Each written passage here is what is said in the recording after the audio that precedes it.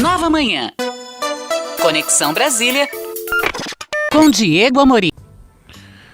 Acho que nós perdemos a comunicação com o Diego nesse momento, é isso? Bom dia, Heródoto. Me escuta bem? Ouvimos bem. Manda bala.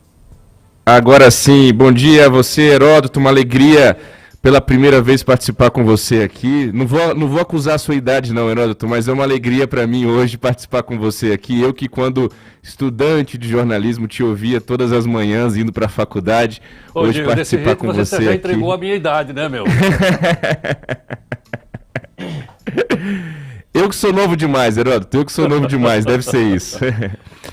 Vamos lá, bom dia ao nosso ouvinte da Nova Brasil FM também. Hoje eu queria falar um pouquinho sobre, não é nem se até onde vai a lua de mel do presidente eleito Lula com o país, é se vai ter essa lua de mel.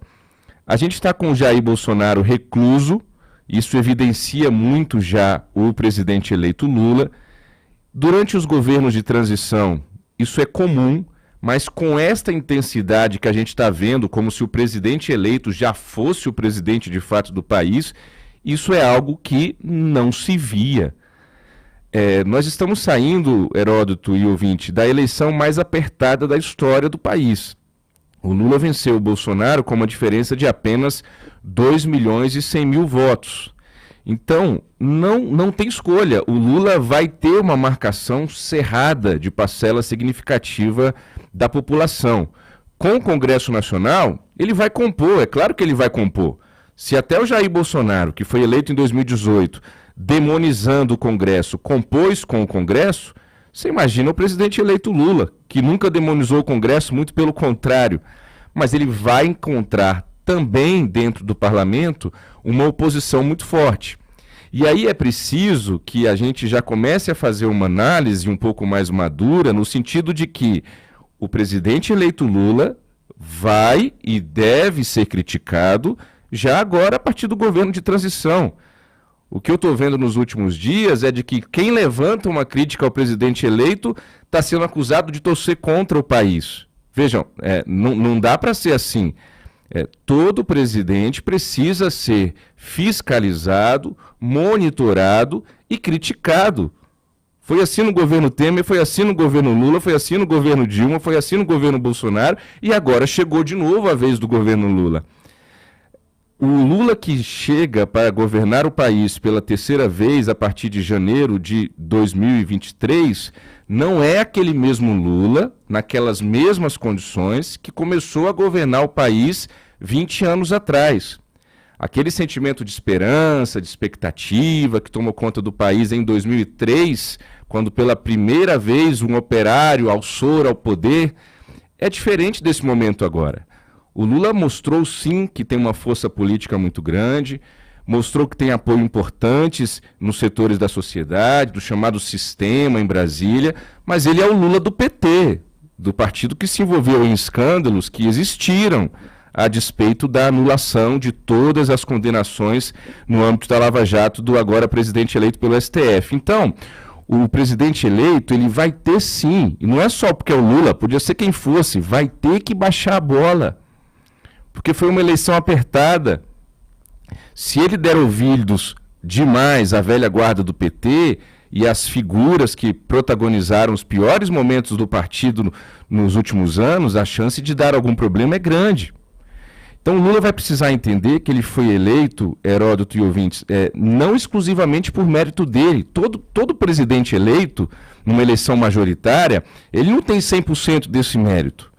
Da mesma forma que em 2018 Jair Bolsonaro foi eleito com um monte de votos de pessoas que detestavam o Bolsonaro, mas que votaram nele com o antipetismo, neste ano nós precisamos também fazer essa análise com o pé no chão de que um monte de gente votou no Lula, não porque ama o Lula, mas porque detestava o Bolsonaro e não queria a continuidade desse governo. Então vai ser preciso abaixar essa bola. Eu falo do exemplo da economia, teto de gastos, PEC da transição. PEC da transição precisa ser olhada com lupa pela imprensa. Não é porque é dinheiro para o Bolsa Família, mérito bom, ok, que a imprensa vai fechar os olhos e vai passar a chamar de PEC da transição, sendo que coisa muito parecida no governo Bolsonaro estava chamando de PEC kamikaze. Não é porque o presidente Lula foi eleito que o orçamento secreto vai deixar de ser orçamento secreto e a gente vai passar a chamar de emendas de relator como se fosse a coisa mais linda do mundo. Não é porque o presidente Lula foi eleito diante de um governo com um monte de coisas que a maior parte dos eleitores decidiu não continuar mais, que ele vai poder jogar toda a âncora fiscal para o espaço e tocar a vida. E aí não sou só eu que estou dizendo, acho que as pessoas estão percebendo isso, pessoas que apoiaram o presidente eleito Lula, que comporam com ele essa frente ampla, e nós tivemos ontem, por exemplo, o Armínio Fraga e outros economistas mandando uma carta para o Lula fazendo um alerta fiscal.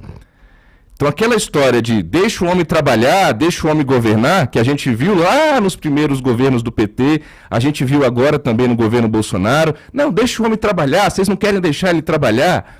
Isso não pode voltar. O papel da imprensa, o papel da sociedade é fiscalizar sim, é ficar em cima sim. Não dá para ignorar também o comportamento dos mercados.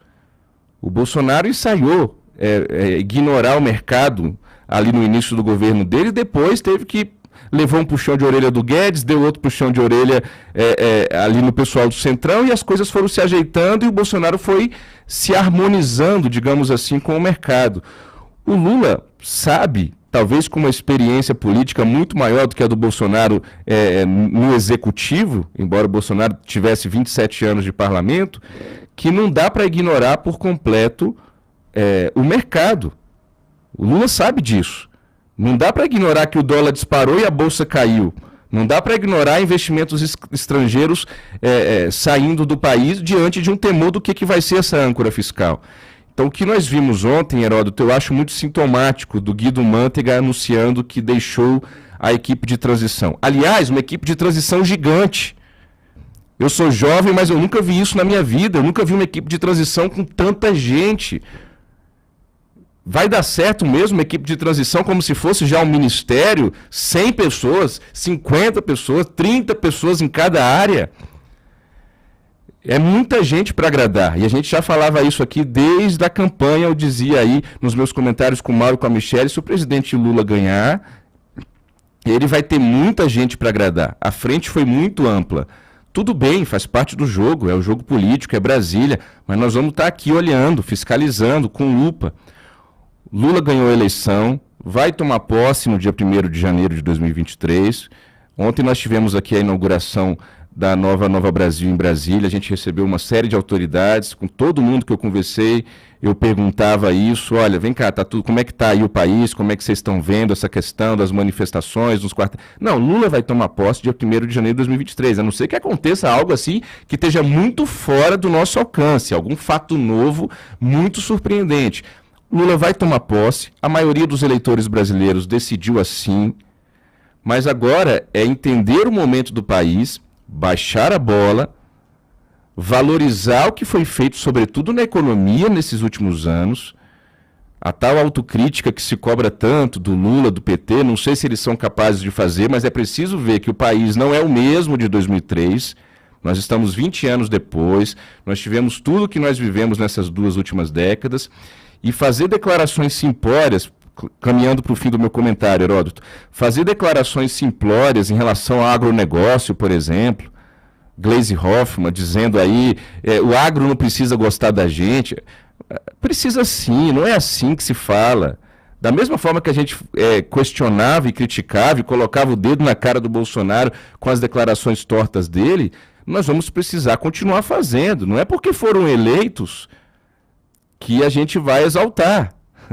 E aí a gente, eu digo, não é só a imprensa não é só olhando para mim como jornalista não, é a sociedade. Vamos essa história de, você quer torcer contra o país? O meu raciocínio é o contrário, não sei se o ouvinte concorda comigo. Eu estou torcendo a favor do país.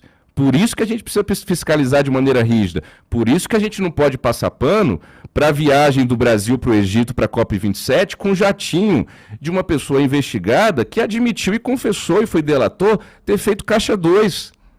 A política é gesto e o presidente eleito Lula sabe disso, você sabe disso, Heródoto, nosso ouvinte sabe. Política é gesto. Tinham 70 milhões de jatinhos nesse país para o Lula pegar. Ele pegou justo desse cidadão. E aí me vem o vice-presidente eleito Geraldo Alckmin dizer que não foi um empréstimo, foi uma carona porque ele estava no avião. É pior ainda. É pior ainda. O presidente nem assumiu. O presidente é o presidente do PT.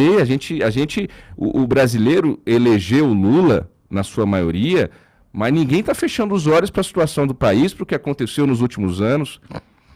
A gente vai ter a posse aqui dia 1º de janeiro, a gente também teve informação de bastidor nos últimos dias aqui em Brasília, que o governo do Distrito Federal, Heródoto, está preocupado com a grande festa que o PT quer fazer no dia 1º de janeiro.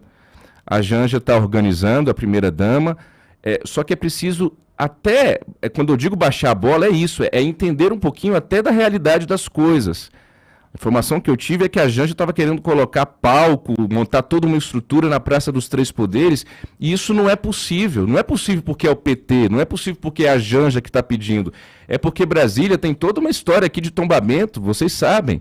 Não se pode ficar erguendo. Quando tem show aqui, quando tem alguma coisa, é na esplanada dos ministérios, tem os lugares específicos, tem o tamanho do palco específico, aqui é patrimônio da humanidade, não pode um monte de coisa, e sempre foi assim.